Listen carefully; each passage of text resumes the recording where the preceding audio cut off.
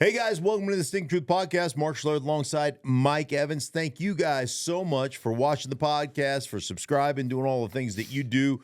We completely appreciate you guys really helping us grow. Mike, how are you, buddy? I'm great, but I have to start it off right away with a question. Yeah. Why weren't you at the Tom Brady Roast? Because like a lot of things in my life, I wasn't invited to the Tom Brady Roast. Let's see, Tom Brady Roast, Right. Dancing with the Stars. Yes. I could never roast Tom Brady. You know, I just love him too much. I just love that guy too much. Yeah. So he's the world's greatest American. You'd be up there for like 2 or 3 minutes, and pretty soon people would be like, Jeffrey Ross or Kevin Hart would walk Are you going over. to get to a joke? You're here to roast him. Yeah. You couldn't do that. No, there's zero chance. That was quite the night. I did not watch. Did you watch it live? I have not watched it, but I've seen like all the clips. Okay, so I did not watch it live, and I saw a few of the clips. Just a few here and there. But yeah, it looked pretty raw, to say the least, and they went after everybody. There was nobody that was not sacrificial in and that. Presenters were, roasting other presenters. Mm-hmm. I'll tell you what. Every time I watch one of those roasts, my first reaction is, who signs up for that? Right. Why do you sign up for that? Why do you sign up to be the roastee? Oh, I think it's all in good fun, right? Was it for charity? What was it? Oh yeah, it was charity. There was a charitable event part Brady of it. Brady was donating to everybody's charity, but weren't people getting paid to show up? Oh, there's no question. People got paid by Netflix to show up. Yeah, there was a lot of money flowing, as well as filthy jokes. Apparently. Well, we'll get to. We actually have a couple of questions from great viewers that we'll get to regarding the roast a little bit later on, but some NFL storylines. Schedule comes out this week. That's right. Thursday. Yes, and I don't know. I mean, how do you look at the schedule? Like, what do you like? Do you do like the difference between? Yes, I do it. I know where you're going. Between players and between like fans or guys that do radio shows, right? Yeah. We go down and go, oh, that's a win. Yeah. I don't know if I guess the general public all does it, right? You all that's do a it. win. That's You a all do win. it. That's a loss. Yeah. That's a win. That's a win. That's a loss. That's a loss. And for all the people who always, blast us for doing it, my response is like, you tend to be pretty close. When you do it when the schedule comes out and you do the W's and the L's next to every opponent, you kind of end up pretty close to what ends up being the team's record most of the time. I think you end up close to the record, but you don't have any of the games right. No, exactly. Right. Exactly. Yeah. As a player, like, I never did that. I looked for two things. There was always an opponent that was, like, matchup-wise, was just hard. Like, you knew the guy who gave you fits or the team, the scheme that gave you fits or whatever. And the first thing you did is you take the schedule out and you look for your bye week. Right. When do we have a bye? When do you want to buy? When do players want to buy? What's the perfect bye week? Like after week 8, 9, or 10, somewhere in there, like in the middle, kind of in the middle of the season. Now, what coaches will do is coaches will lie to you. So if you get an early bye like week 4, they'll try to convince you that that's the middle of the season. They'll be like, hey, this is the perfect time to get a bye. Because you think about it, we've been in camp since July, right? Then we had 4 preseason games, and then we have the first 4 games of the season. So we're really 10 weeks into this thing, Right. You need and this. there's only 12 weeks left, so it's almost dead center in the middle. They'll throw that at you, and you're just like, as a player, you're like, give me a break. Like your math does not calculate. But you always kind of wanted after week 8, 9, somewhere in there, 8, 9, 10, somewhere in there. So you feel like you get that week in the middle of the season, and then you've got 6, 7 games left, 8 games left to just kind of try to be healthy and hit the rest of the season, kind of running. Well, one thing you got to give the NFL credit is they find these ways to inject conversation and get them into the news cycle during the course of an off season. And the release of the schedule has become an event. Right. It's an event, and they broadcast and everything like that. So it's yet another way that the NFL feeds the insatiable desire, the appetite of the public for all things football. The draft is another one of those things. And I'm curious because I know you mock the idea of draft grades. Right. So let me ask you, I saw on NFL.com a listing of the teams that had the best drafts. Pittsburgh Steelers. Right. In this one list had the best draft. Yeah, I saw that. And, they based it upon, they took 2 offensive linemen in the first round, offensive linemen in the second round. It was kind of a weakness of the Pittsburgh Steelers. They needed to build up that offensive line. They took guys there. So that, automatically makes them kind of the best, the best drafted or the best drafting team, if you will.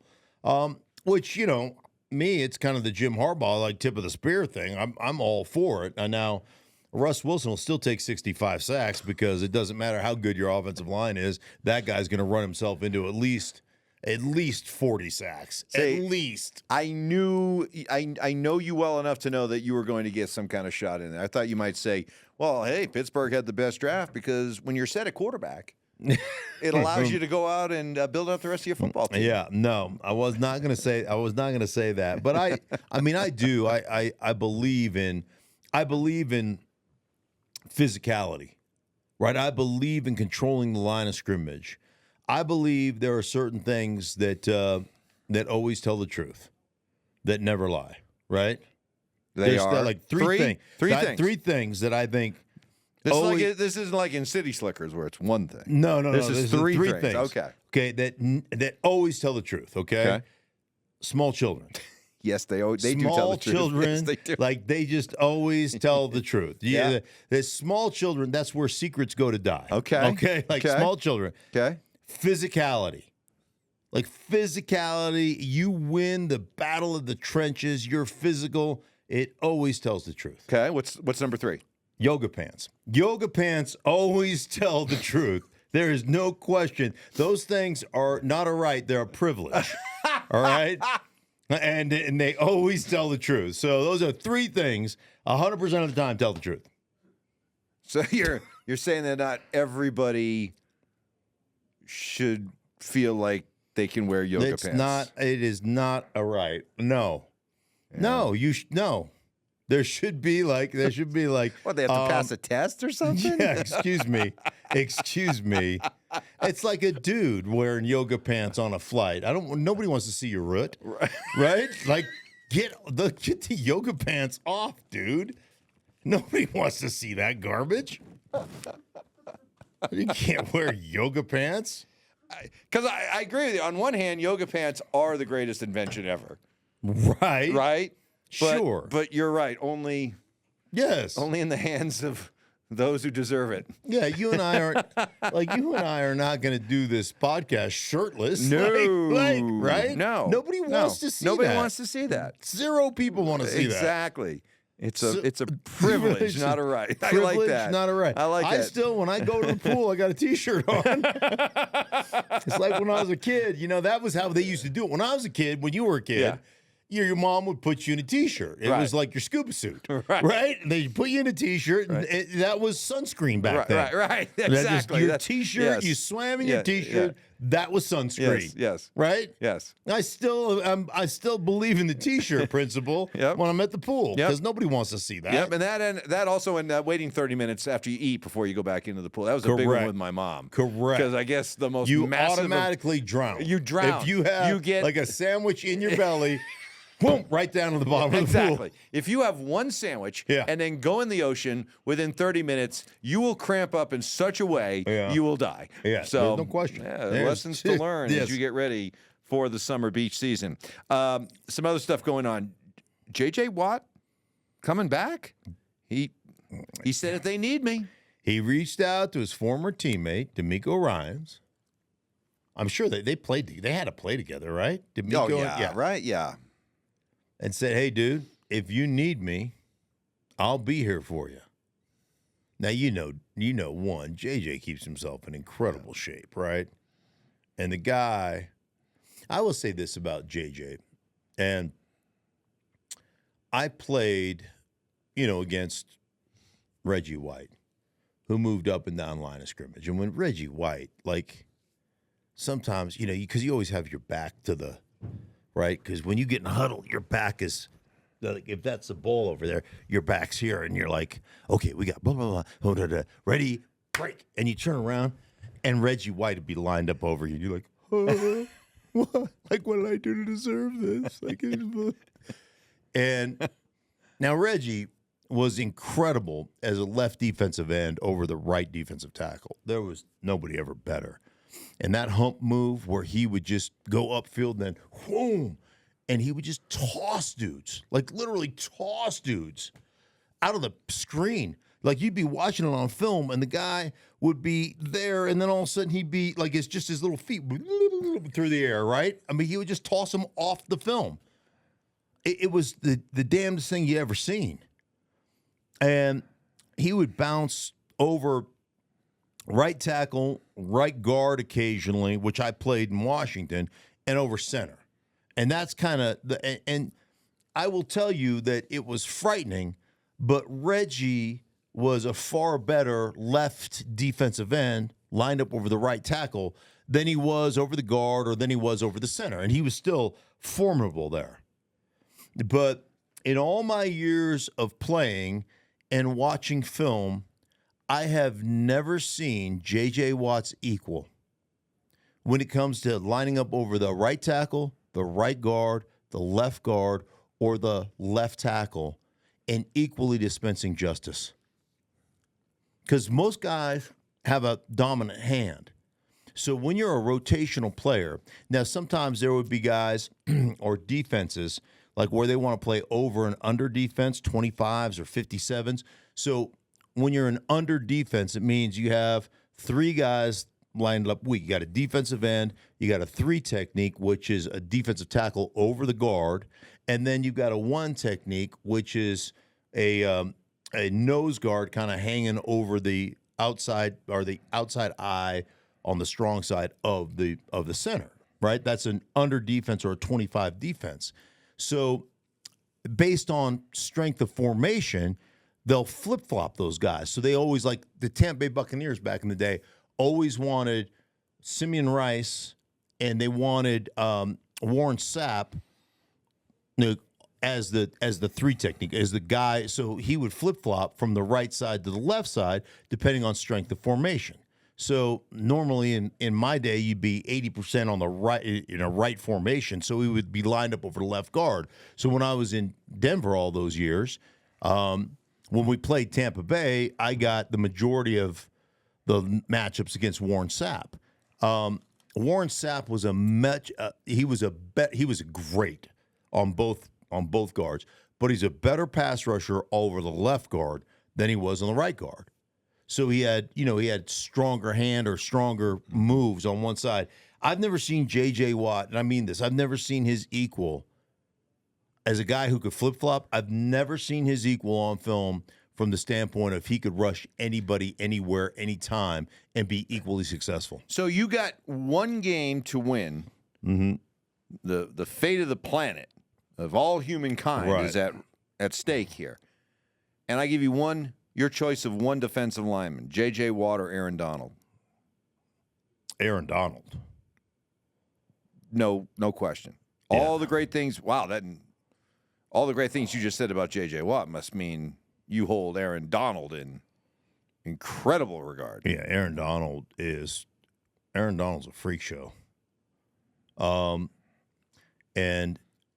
not that J.J. Watt isn't. J.J. Watt's a freak show as well. But Aaron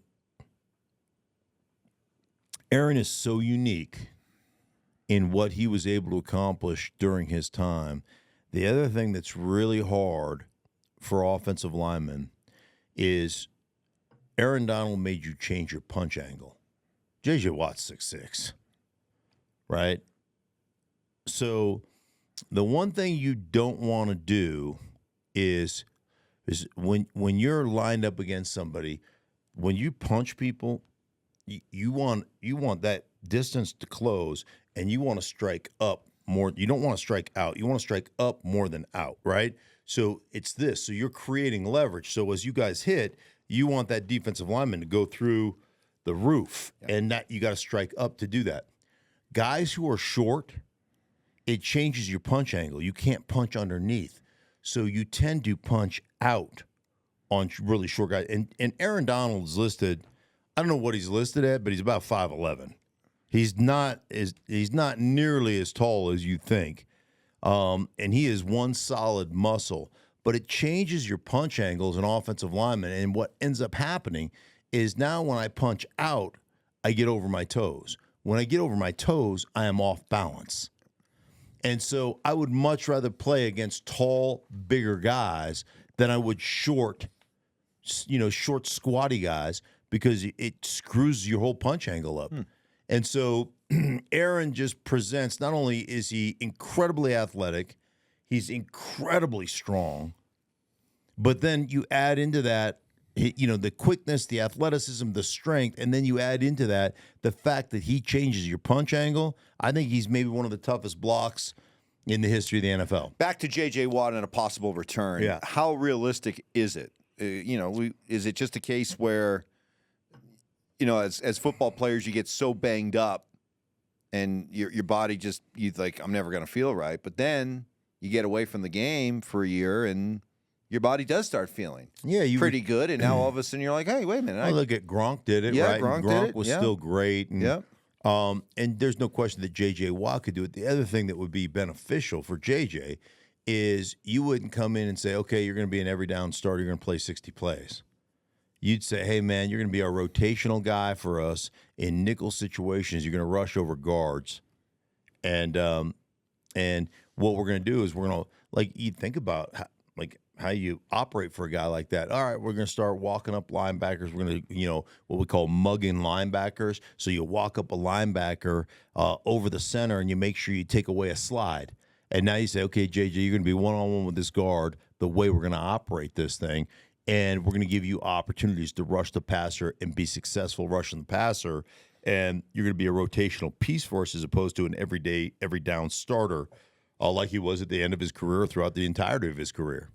Well, I just think it'd be one of those things. Would it work? You're damn right it would work. Would he be effective? Absolutely, he'd be effective, and maybe even more so in that type of non-traditional rotational role. Right. He may even be more effective. Come back, play for a team that has high hopes and is looking like a team on the rise, and you get a chance to come back and play for a team, a city, a franchise, a coach that means a lot to you. Yeah. And also maybe have a chance to chase a ring. So not a bad idea. I'd like also to make it official for D'Amico Ryans. D'Amico, if you call, I'll come out of retirement. I can give you how many plays? I can give you one play. One play. One play. Of striking up. Yes. And that'll be it. I'll give you one play. One play. One. That's it. And in today's NFL, that would cost you $1 million. Right. While we're talking about returns, how about Ezekiel Elliott returning to the Cowboys? I know. That one doesn't surprise me. I especially with the Cowboys catching a lot of flack for a lot of inactivity during the course of the offseason. Right. Questioning, why haven't you made moves? Why aren't you spending money? And this is maybe the kind of move that is a good football move, but also maybe buys the Cowboys some goodwill. Is it a good football move? I thought Zeke ran pretty hard last year in New England. Zeke always runs hard. I thought it was pretty good. I thought he had a good year last year. All right, he always runs hard. Yeah, Zeke is one of those guys probably doesn't get credit that he deserves. I thought coming out and when he came out of Ohio State, I thought he was one of the best blitz pickup backs I'd ever watched out of college. Like that dude would shorten your neck. And I think he's more of a complete back. Like, is he an every down back anymore? No. Right. But he's not a tailback either, meaning he's not one of those guys you put in and go, okay, they got to run the ball, or okay, they've got to throw the ball here. Okay, he's just in for blitz pickup. I still think he can do all those things, and I think he can do them at a fairly high level. I don't think I'm not saying he's going to get 25 carries a game, but I'm saying he can do all that stuff at a fairly high level. So I think it's a wise move. And the other thing is he still has the ability to be a bit of a battering ram. A conversion back, a third down back, a third and short back, a second and short back. I think he could do all those things. So I do think it's a good move for the Cowboys. He ran for 642 yards, averaged about 3.7 yards per carry, and also caught 51 balls for another 300 yards. So the guy was very close to being a 1,000-yard from scrimmage guy for a really bad offensively challenged New England team. Yeah, well, I mean, you've got both Joe Judge and Matt Patricia running the offense over there. So, those are respectable numbers with a team that's got quarterback issues, that can't figure out who their guy is, that's got, the coordinator issues that we talked about. I think it's a really good move. I think it's a really good move by the Cowboys. Some other moves in the TV business. In your business, your other business, Mark's got about 8 jobs, people. Your TV business, we saw big changes to NFL Today on CBS. Right. Phil Simms, Boomer Esiason out after decades, and they're bringing in Matt Ryan, who did some games last year for CBS. Now he goes to the desk. Interesting after watching those guys for decades and knowing those guys. Interesting to see them kind of moving on and kind of creating some new blood. Cowher will still be on there. Who else is on? Well, Nate Burleson, J.J. Watt. Yep. If he doesn't go back to playing. Yep. So kind of interesting to watch. That transition period, and all of us, regardless, of. I always say this is one of the things. The reason that you can't. This is just a good piece of advice, regardless of what you do. Okay, this is going to be me. I'm going to mentor you now. This is like yoga pants, people. Yeah, this is like yoga pants advice. This is very good here, and I mean this sincerely. And you see a lot of players, and this is serious. You see a lot of players struggle after they're done playing because their identity is in playing.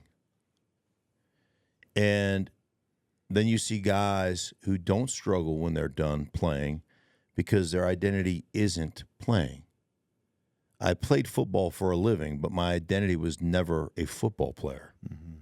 It's what I did for a living. And every one of us, regardless of what we do for a living, is going to meet our work mortality. We'll be outsourced, pink slipped, fired, cut, whatever the case may be. And if your identity is in what you do for a living and that gets taken away from you, you will struggle. Yep. Mentally you'll struggle. And I was fortunate that for me and a lot of the guys that I played with we loved playing. It was kind of the lifeblood that courses through our veins, but it's not how we identified. And so all of us are going to meet that work mortality. We'll all get kicked out at some point. And maybe sooner than later, because Brady's coming. Like Brady's going to do games for Fox. Is he? Is he? He's been at Fox several different times. My sources tell me. Yeah. So what is he doing there? And the money. How do you turn that down? What is it, $375 million over 10 years? It's like a $38 million a year deal. To call games? Right. So exactly the deal I got, only way different than the deal I got. So will he fly a commercial like you fly? Yeah, we'll sit right there next to each other in 2A and B, just like a couple of peas in a pod. No, I think he'll have the private Fox jet moving around. But for me, it's like whatever. Like they're all, hey man, I am blessed to get to call NFL games. It's all it's kind of all I wanted to do. And I've wanted to do that since the first time I saw John Madden at a practice. You saw John Madden. When John Madden showed up to your practice, man, like that, you were like, oh my God, John Madden. It's right over John Madden. You know? And I'm telling you, just like he was so iconic. And, you know, I always kind of felt like, that'd be really cool. You know, it'd be great. And so it doesn't matter. He liked you. He had a couple of nice things to say about you. He loved your physicality. Yeah. Johnny, yeah. Well, because it's one of the three things that don't lie, right? That's right. It's physicality. But it is one of those things like, you know, here comes Brady storming into town, right? Yeah. I automatically get bumped down to a regional game, which, you know, Well, like for me though, I'm okay with that. Yeah. Like that is like I'm still even the getting to NFC live out. even the NFC South needs love. Right, Okay. exactly. Even the NFC South needs So love. I'll be the official. Somebody's got to call those Carolina Panther games. Yeah, the official broadcaster of the Carolina Panthers. I'm in. Somebody's got to call. I'm in. Somebody's got to call Panther and Cardinal games, and then that's your thing. Yeah. We got a couple of questions for you from the great viewers. A lot of reaction to the Brady roast. Mark, who would you want to participate in a roast of you? Oh, could you imagine them trying to roast me? First off, I don't know that the internet digs deep enough for John Ross, or is that his name, John Ross? Jeffrey Ross. Jeffrey Ross, and who's the gal that everybody seems to love? Nikki Glazer, yeah. Nikki Glazer, and like they'd be burning up the internet trying to find crap. Yeah, you're kind of boring in that regard. You know, there's not a whole lot of sizzle out there with Mark Schlereth. Not a lot of controversy. Right. You know? Yeah. You're just kind of a good, hardworking guy, right? Yeah, so I don't know that the roast of Mark Schlereth would be very entertaining. Okay. Yeah. Last one. They'd probably be on what was his 700 Club. Yeah. It'd be like, and then he said, "Look at that S car go!"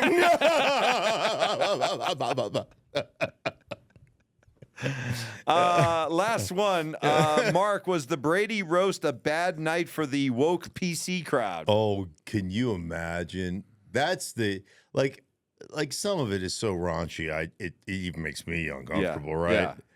But that was the one thing that I just kind of snickered about. Some of the stuff I saw is that there are some Karens out there right now as we speak that are literally in the ICU. Like it was so offensive to them that they are on life support in the ICU right now because it was it was against all things woke. Yeah, there were a few that I was like, yikes. But at the end of the day, I want to be able to have those kind of. But that's what comedy. That's is what comedy is. be. I saw one time Ricky Gervais was doing, I don't know, the Golden Globes or something, and he goes, look, they're jokes. Okay, they're just jokes. Laugh at yourself. They're just jokes. Right. And I think that we probably could use a little bit more of that today, right? Sure. They're just jokes. Yeah. And, and it is stereotypes are funny because there's some truth to them, and when you make fun of those things and you make fun of people, a lot of it is because it's steeped in truth. I'll tell you what, though, this was a throwback from what we've kind of gotten accustomed to with things being a lot more PC. This was a throwback. I mean, like, for a while there, I was like, wow, are we looking at like Dino, Sinatra, and Don Rickles here? I mean, it was that kind of like... the gloves were off. That kind of a roast, man. Yeah. It was like Sammy Davis Jr. coming through the door here. Sheesh. Yeah, he would have gotten roasted too if he came through the door. Yeah, it was. Yeah, like I said, I didn't see a lot of it, but some of the stuff I said, I was like, "Ooh," or right? some stuff I saw and that said. Yeah. Even I was. But there were a lot of laughs, though. There were some really funny lines. Yeah, some really funny lines. No question about it. And for the most part, I think it was it's all in good fun, right? As I said, would you be able to handle I think let's say you were really famous. Would you be able to handle getting roasted like that? I think I would. Yeah, I know you. I would. like a good laugh. I know. I you like would. a good and laugh. you can always laugh at yourself. I I do. make so much fun of you on make a radio so show. much fun of me. And you always. I'm an agreeable sort. Yeah.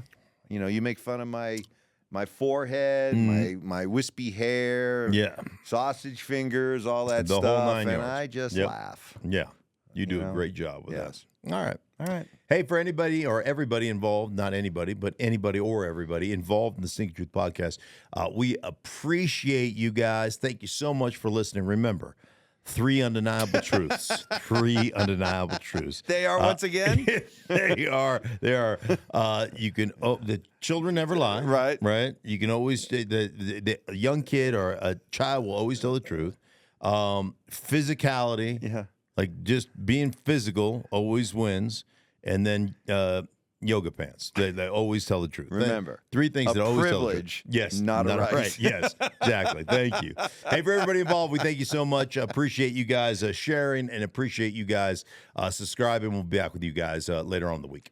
Hey, for everybody involved in the Stinkin Truth, we thank you so much. Thank you for watching. If you enjoyed the video, please make sure you don't forget to give us a thumbs up. Subscribe to our channel for more content just like this. If you want to see more of our videos, you can also be sure to check out our playlist. Let us know exactly what you think in the comments below.